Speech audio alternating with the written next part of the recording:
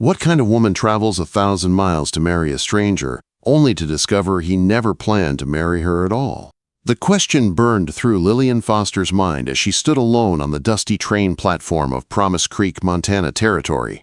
The sun pressed down hard from the wide summer sky, turning the wooden boards beneath her boots hot as embers. Her trunk and 3 small bags sat neatly beside her like loyal guards, but they did nothing to ease the knot forming in her chest. The train that brought her here was already long gone. The smoke had faded, the wheels had vanished into the horizon, and the people who stepped off had been claimed by waiting friends and family. Only she remained. Abandoned. Her gloved fingers trembled as she checked her pocket watch again. 3 hours had passed. 3 long hours since she had stepped off the train expecting to meet her intended husband, Mr. Ethan Wallace. For 6 months they had exchanged letters. He had described himself as a successful businessman eager to start a new life with a refined and educated lady from the East. He had described Lillian. But he was nowhere to be found. She tried to steady her breath and smoothed her navy traveling dress, though dust already coated the hem. A few townsfolk passing by glanced her way, with pity so sharp she could almost feel it on her skin. She lifted her chin, refusing to let a single tear fall. Not here. Not now. "Miss, you've been standin' there since midday," came a gentle voice. The station master, an older man with kind eyes and deep lines carved from years of Montana sun, stepped toward her. He removed his cap respectfully. "Night's comin', soon. Maybe I can point you toward the boarding house?" Lillian swallowed, forcing herself to speak. "My intended was supposed to meet me, Mr. Ethan Wallace. Do you know him?" For a moment, hope flickered, until the station master's face shifted. "Wallace?" he repeated slowly. "Ethan Wallace." He sighed and twisted his cap in his hands. "Miss, I'm afraid there's been a misunderstanding. He left town over a month ago, packed up and headed to California after stricken. Lucky in the silver mines." Quote. The platform seemed to tilt beneath her feet. Gone. He had left, without a word, without a thought for her or the future he'd promised. Her parents' voices echoed in her mind, warning her, begging her not to trust a man she'd never met, telling her she should accept the proposal from the wealthy widowed banker back in Boston. But Lillian had wanted more. She had wanted adventure, love, a fresh start in the West, and now she had nothing. Barely enough money for food, no room to stay, no return ticket. The station master continued speaking, something about taking her to the boarding house if a room opened, but his words were fading into a blur of fear and humiliation. That was when she noticed the figure walking toward her from the far end of the platform. Tall, broad-shouldered, confident in the way men of the West seemed to grow from the land itself. His silhouette was framed by the setting sun, hat brim low, boots kicking up dust with each step. As he came closer, she could see the details of his rugged face. Strong jaw covered with a few days, stubble, clear blue eyes that seemed to read everything in front of them, and a faint, almost knowing curve to his mouth. He stopped just a few feet away. His gaze moved from her to her luggage, then back to her face. Something softened in his expression. "You've been waiting for me," he said. Not a question. A quiet, certain statement. Before she could find her voice, he tipped his hat respectfully. "Name's Luke Garrett. I own the Double Circle Ranch about 10 miles out of town. Sorry I'm late. Had some trouble with the wagon." Lillian blinked. "Sir, you must be mistaken. I came to meet someone else." "Ethan Wallace," Luke replied calmly. "I know. Whole town does."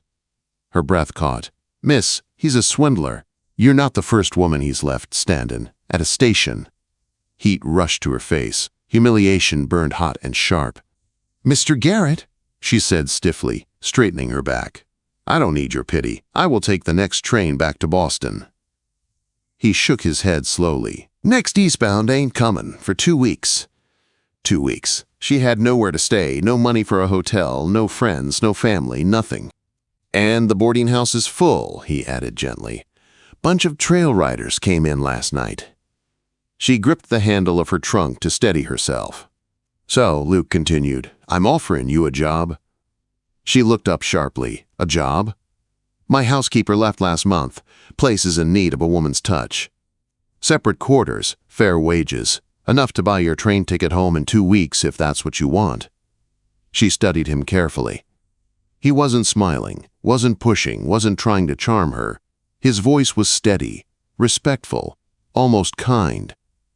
Why would you help me? She whispered. Luke looked away for a moment, jaw tightening. Because I know what it's like, he said softly. To be left waitin' for someone who never comes.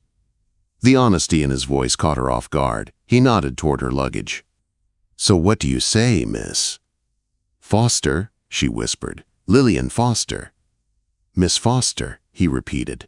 Will you take the job? Quote, she had little choice. Pride alone could not buy her a roof or food or a train ticket home. And something about him, his calm steadiness, his straightforward manner, made her feel safer than she had felt since stepping off that train. I'll accept, she said finally, but only until I can return home. Luke's faint smile widened, warming his rugged features. Fair enough, Lillian. My wagon's just around the corner. Let's get you settled before dark. As she followed him off the platform, the Montana wind tugged at her skirts, carrying the scent of pine and dust and something else, something new. Something she didn't yet understand. She had no way of knowing that nothing about the next 2 weeks would go as planned. And that meeting Luke Garrett was the beginning of the life she never expected. What if the place she thought she would only stay for 2 weeks was already beginning to feel more like home than anything she had ever known? Lillian asked herself that question the very next morning as she hurried down the stairs of the Double Circle Ranch. She had overslept, a deep and dreamless sleep brought on by days of fear, heartbreak, and exhaustion. When she reached the kitchen, she expected chaos. Instead, she found an empty room, a warm pot of coffee, and a plate with biscuits left out for her. Through the window, she saw Luke and his ranch hand Tommy working with horses in the early morning light. She pressed a hand over her heart, surprised by the sudden warmth blooming there. Her life in Boston had been full of rules, full of expectations, full of people judging her every step. Here, in a place she had known for less than a day, things already felt different, kinder, quieter, freer. She washed the breakfast dishes, started her cleaning tasks, and by mid-morning found herself kneading bread dough at the kitchen table. The house was calm, filled with sunlight and the soft creak of the old wooden walls. Something peaceful settled over her. When Luke stepped inside a short while later, dusty and warm from the sun, his eyes swept the kitchen and widened in surprise. You've been busy, he said, voice rough from the morning's work. She worried he might think she was overstepping. I hope I didn't. No, he cut in gently. It's good, real good. There was a softness in his gaze she didn't know how to handle, so she looked down at the dough instead. I wanted to start earning my wages, she said quietly. You already have. He poured himself a cup of coffee, then hesitated. Lillian, you don't have to rush yourself. You've been through a lot. I feel better when I'm useful, she admitted. He nodded, understanding more than she expected. If you need anything at all, you just tell me. She didn't trust her voice enough to answer. By lunchtime, the house smelled of warm bread and seasoned ham. Tommy, shy and young, practically wolfed down the food and kept praising her cooking until Luke chuckled and told him to breathe between bites.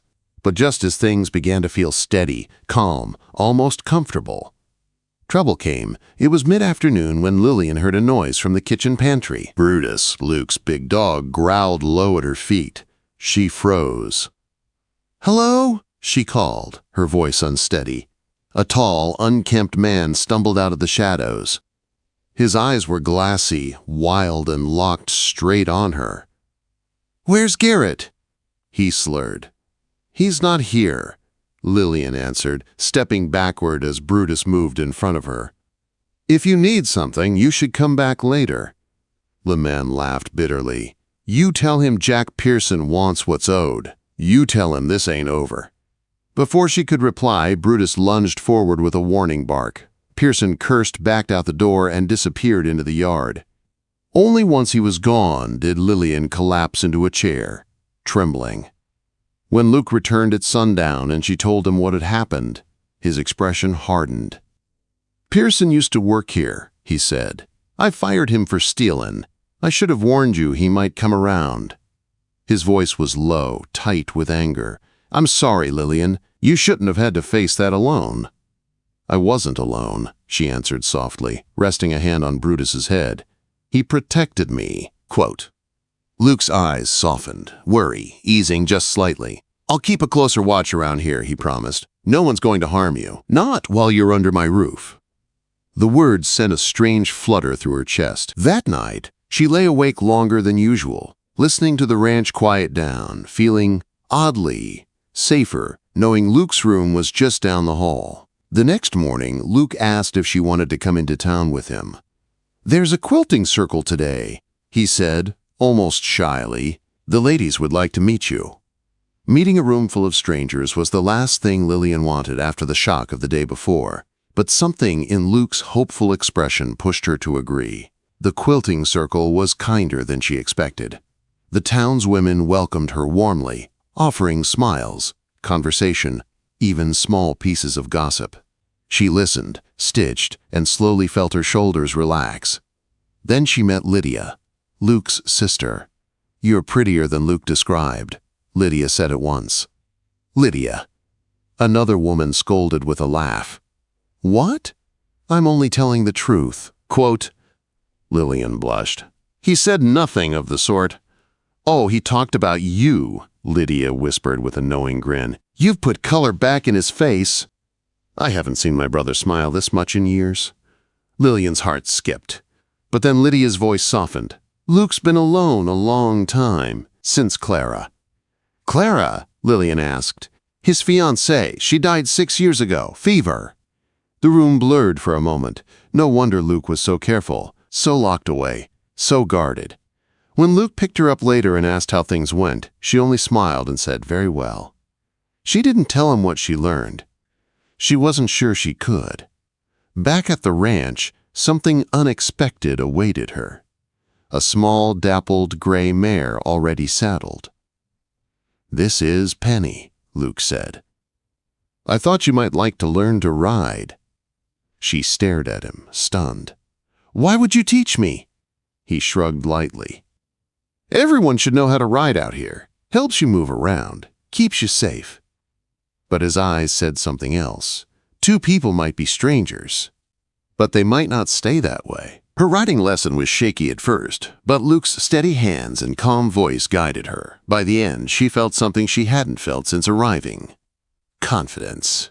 As the sun dipped behind the mountains, Luke spoke quietly beside her. "The train comes the day after tomorrow."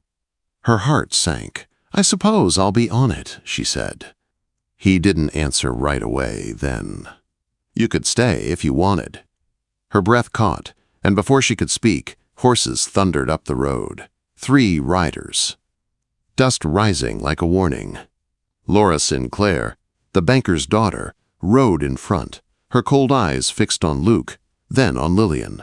And trouble followed right behind her. What if the moment she finally knew where she belonged was the same moment danger came to take it all away? Lillian felt the tension shift the second Laura Sinclair stepped off her horse. The woman looked perfect in her expensive riding clothes, but her smile was sharp as a knife. "So," Laura said coolly, "this is the woman everyone keeps whispering about." Quote. Luke stepped in front of Lillian just slightly, not enough to make a scene, but enough to show where his loyalty stood. "What do you want, Laura?" he asked. Before she could answer, her father, Howard Sinclair, and his associate James Thornton rode up behind her. Mr. Sinclair's eyes swept across the ranch, hard and calculating. "We came on business, Garrett," he said. "Important business."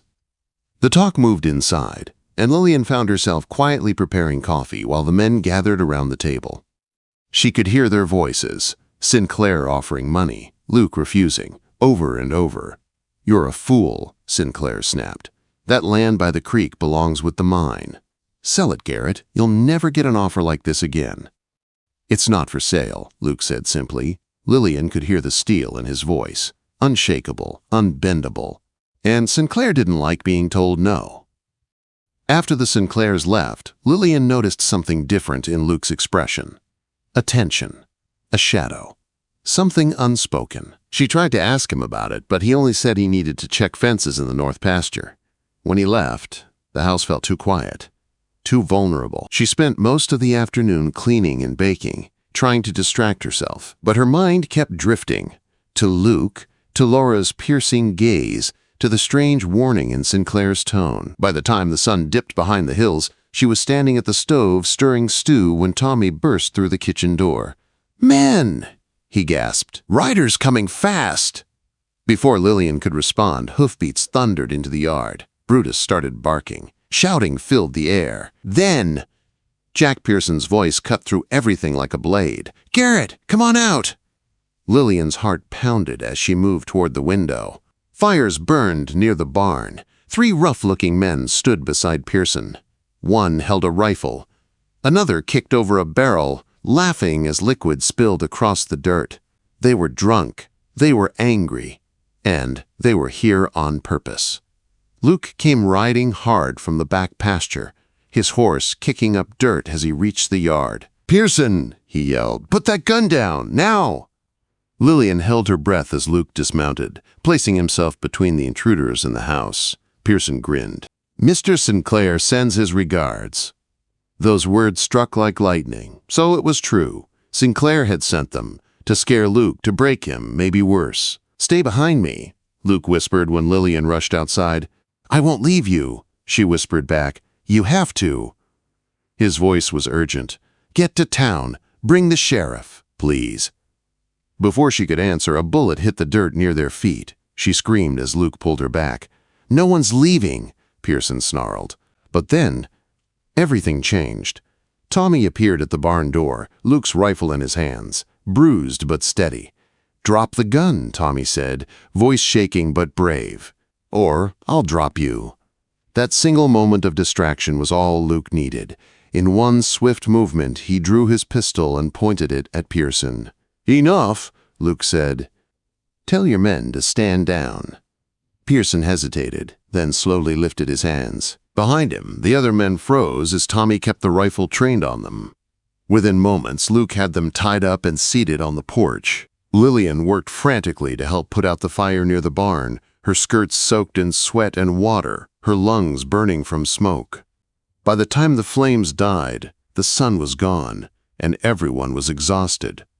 "We're taking them to the sheriff," Luke said, chest rising and falling with adrenaline. "All of us." The ride to town felt endless, the prisoners tied in Tommy's wagon, Luke and Lillian riding beside him. Fear still clung to her, but every time she looked at Luke, she felt a little safer. At the sheriff's office, things moved quickly. Statements, accusations, denials. But Lillian saw the truth in Sinclair's eyes when the sheriff questioned him. He was guilty. He just wasn't used to being caught. James Thornton, the bank associate, finally stepped forward, pale but determined. "I heard Sinclair give the orders," he said. "I'll testify." Silence filled the room. That was the moment Sinclair realized he had lost. The sheriff arrested him right there, right in front of the whole town. Laura Sinclair's furious gaze burned into Lillian's back as she stormed out of the office. "This isn't over," she hissed. But it was. For Luke. For the ranch. For them. That night, the hotel gave Lillian and Luke separate rooms at opposite ends of the hall. But when he knocked gently on her door with a dinner tray, she felt her breath catch. He stepped inside quietly. Clean shirt. Damp hair. Gentle eyes. "You okay?" he asked softly. She nodded. "I was scared." Luke's voice lowered. "Lillian, I thought I'd lose you today. I don't ever want to feel that again." She swallowed hard. "Luke, I don't want to go back to Boston." Hope flickered in his eyes. "Then stay," he whispered. "Not as my housekeeper. Stay because—" He stepped closer. "Because I've fallen in love with you." Her heart swelled, tears rising. I love you too." He reached out, cupped her cheek, and kissed her, slow, warm, full of everything they had survived today. When he pulled back, his forehead rested against hers. "Give us a chance, Lillian. Stay another month. If at the end of that time you still want to go, I'll take you to the station myself." She nodded. A month. But inside her heart, she already knew she wasn't leaving. The next morning, they returned to the ranch together. The danger was behind them. Sinclair was in jail, and as they rode across the land, Luke looked over at her with something like wonder. "You know," he said softly, "meeting you at that station, that was the moment everything changed for me." Lillian smiled. "For me, too."